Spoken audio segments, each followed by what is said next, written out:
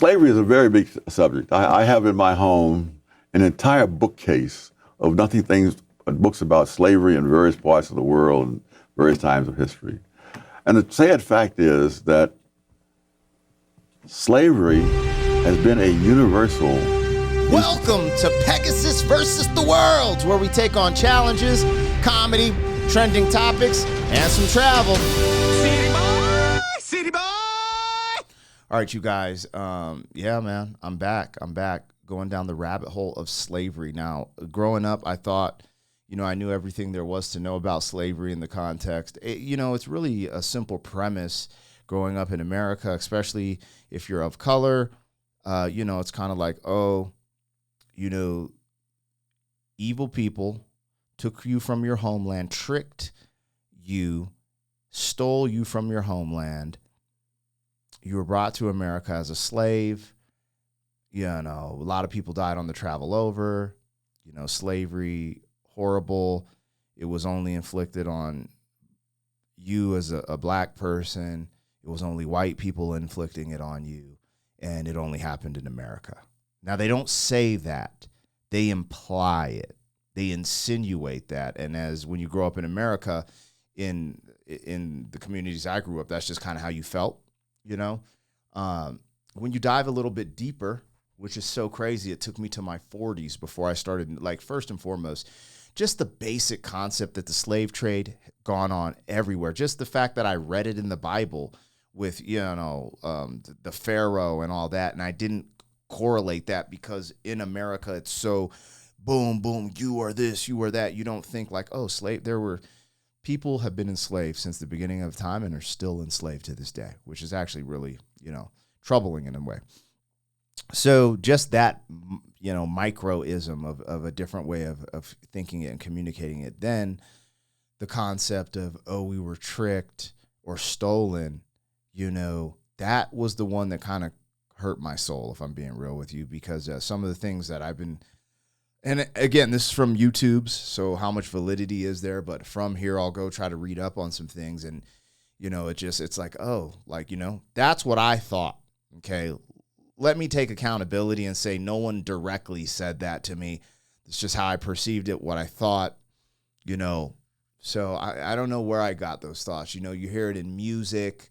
You hear it from some of the black leaders in society at the time growing up in the 90s, anywhere from someone who was let's say civil rights movement based to someone who was more the Nation of Islam, stuff like that, like the Malcolm X base. So anyways, for me to find out these subtleties, which do make a big difference, for example, the fact that Europeans couldn't really survive in the environment in Africa because they weren't acclimated to the diseases, the different things going on there. It actually is almost like a proof that it took your own kind to sell you into slavery, which is wild. I'm like, what? Because I always thought that was just a white fairy tale, if we're being honest. I was like, man, there ain't no way, we sold we sold this many of our own people into slavery. But the more I dive into it, it does look like that is the gist of it. There might be some outliers here and there, but, essentially, I think the way my mind thought of it from a youth was that a gang of white fools, Europeans, let's say, went to Africa and just you motherfucker, you're getting on a ship, and just went crazy and just started gathering people. And from what I'm starting to read and see, it doesn't seem like that's the way it went down exactly. So, you start changing your stances, start seeing things a little bit differently. Again, still doesn't make the slave trade right. The other highlightable thing about America in specific that I think, you don't use some of these, let's say you're misled a little bit. You don't use that to lower how slaves were treated after slavery in America, right? I lost the word, but, black folks were treated improperly, horribly in America after slavery. So it doesn't mean that because you found out some of this and it didn't happen the way you thought, that the way people were treated in the society afterwards was okay or da-da-da-da. It's just something that's misleading. So there's just a lot there. I say that to just say there's so much to take in, because at the same time, I think most Americans can agree about the horrendous nature of slavery in general. But now we know it wasn't just whites who enslaved black people in America. It was blacks. It was Native Americans and whites. And that's what got me. The Native Americans one is what really got me the most, to be honest.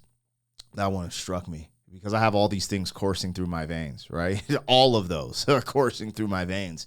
It's like, oh, that's really interesting. But anyways, I kind of rambled.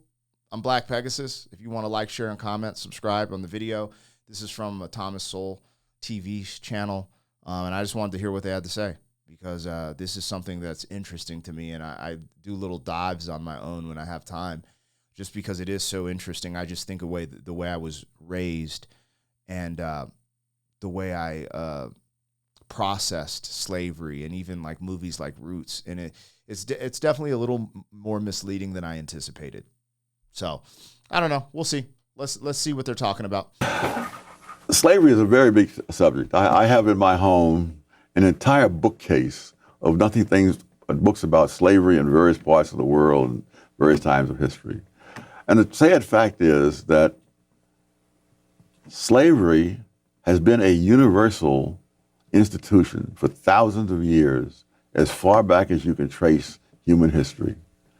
And what we're looking at is if slavery is something that happened to one race of people in one country, when in fact the spread of it was around the world. And 17. So what he addresses there immediately is what I had to address personally, because that's how it's shown and implemented to you as a black man in America. That's how I, processed it, and I felt like that's how it was given to me. And just the fact that you're like, nah, man, And some of this started happening when I started listening to conscious black rap music, because they started talking about like our beginning wasn't slavery. And just that concept alone is like, yo, black folks, existence isn't slavery. Some of us come from kings and queens and, royal bloodlines and this, that, and the other. And there's just a lot of different things where you're just like, oh yeah, it's not just that simple. But I'm going to keep it real. That's how I felt like it was presented in my youth. And it was funny. It wasn't from my parents. My parents never were like totally bent out of shape over race. They just weren't. I never had that in my household. So it's interesting. Let's keep going.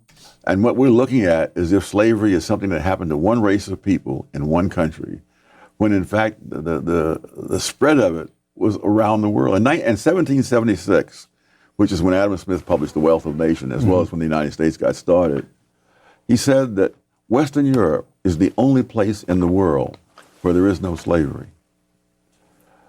And even the Western Europeans had vast numbers of slaves in the Western Hemisphere, yes, but not in Western Europe itself. And so if you're going to have reparations for slavery, it's going to be the greatest transfer of wealth back and forth, and between and cross hauling, as they say in the railroads, because the number of whites, for example, who were enslaved in North Africa by the Barbary pirates exceeded the number of Africans enslaved in the United States and in the American colonies before that, put together. I know. Say that again. Hold up. He's like, this is crazy. This is a 3-minute clip, and I'm already been on here talking. Like, it's just a deep subject, man. It's so layered too, because the concept of reparations, me personally, kind of doing a deep dive, I don't think it works on paper. I don't think it works.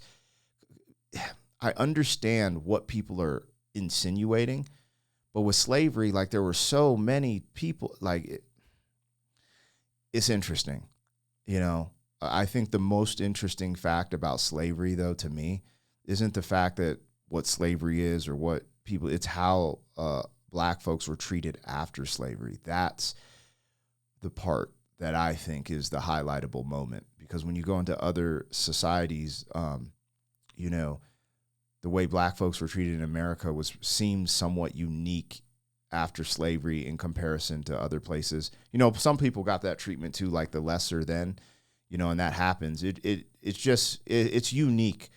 When you look at America and where we're at right in this moment and where we came from, it is actually really crazy. It's really wild. And between and cross hauling, as they say in the railroads, because the number of whites, for example, who were enslaved in North Africa by the Barbary pirates exceeded the number of Africans enslaved in the United States and in the American colonies before that, put together.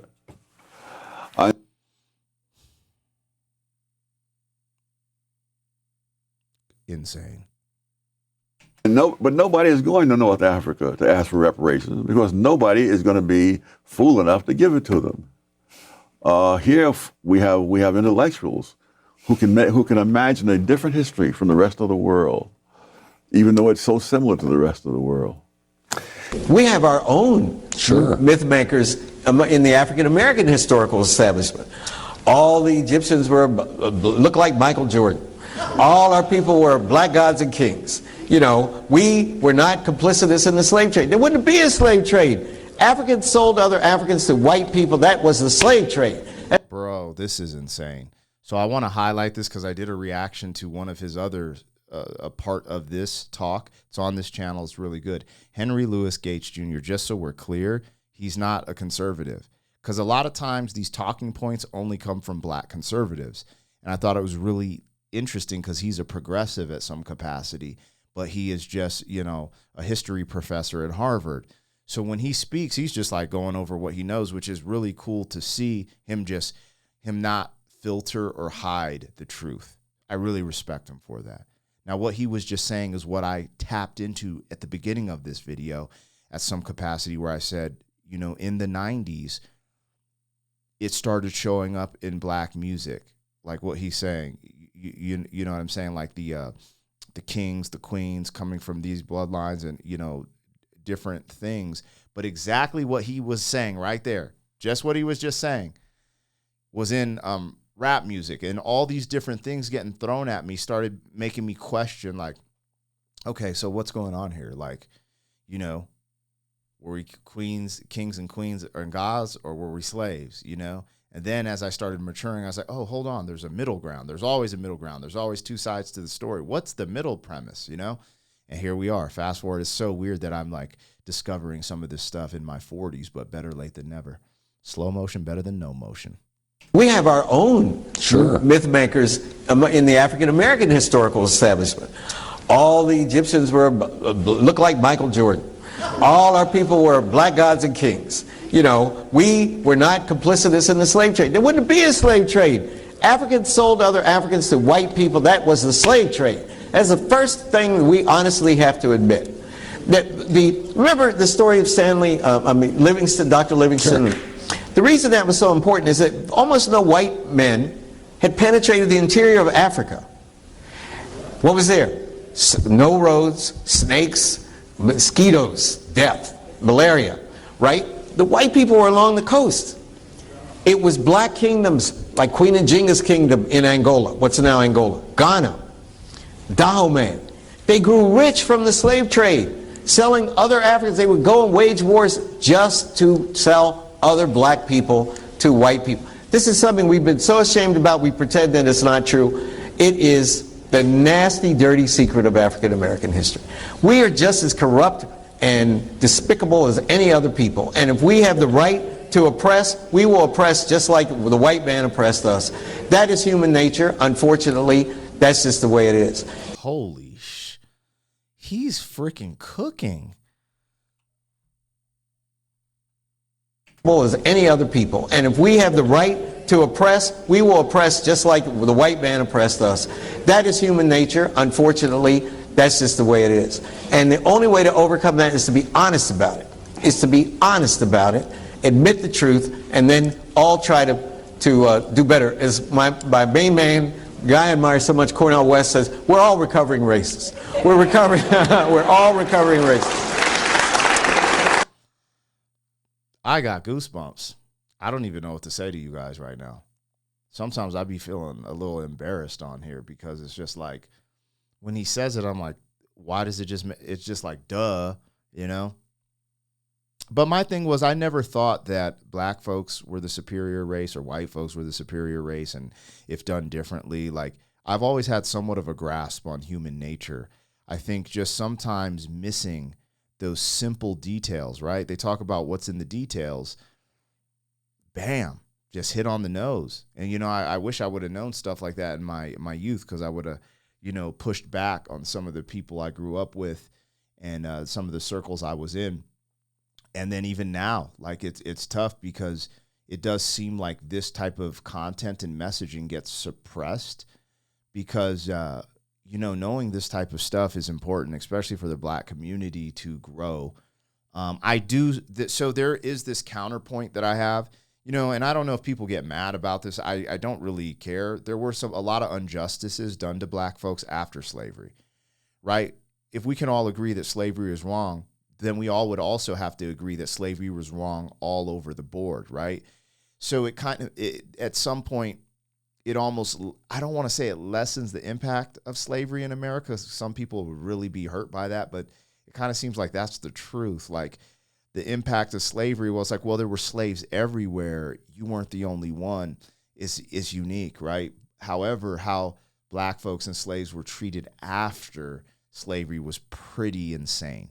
Like that was a pretty dark time for America, with a lot of those things that go on. So I think that's also, I think what happens is we package both things together to create this racial charge here. And I think we need to, you know, kind of dissect it for what it is and what it was, to become better, not to necessarily bask in it, but there's an importance there, so these things don't happen again. You know, we haven't even gone down, because I'm a big believer that, you know, intelligence agencies kind of hijacked hip hop and rap at some capacity. You know, what was it? COINTELPRO. Like, there's a lot of interesting things, you know, and I saw Charlie Kirk debate this college kid about, I think he brought up COINTELPRO, and he was like, Charlie Kirk went to the individualism argument. And his argument was, well, you choose to pick up a gun, you choose to sell drugs, you're an individual, right? And da-da-da, and he kind of beat that college kid. But my argument would be like, hold on, buddy, because at the same time, in the conservative light, you talk about influence, right? Between these, you know, the LGBT books in school, from, you know, the trans stuff in school and stuff like that. So I'm like, wouldn't that be the same argument of influence? If the environment has all these different things, it potentially could influence more than what would be the norm to have specific outcomes. And that would have been my pushback. I'm like, I watch him argue every day about how certain things aren't, you know, can influence people towards, you know, these certain routing points. And I just thought it was interesting. That was his argument for that, instead of just being like, you know, I don't agree with, you know, with what happened there, and there could be some type of ripple effect from that happening in those neighborhoods. Anyways, I'm getting off path a little bit, so it's good to watch, good to hear. I'll keep diving down the rabbit hole to just, you know, try to find that truth, build the proper stance, and keep things moving. You guys let me know what I got, what I missed. Like, share, comment, subscribe, and I'll see you guys on the next one. City boy, city boy.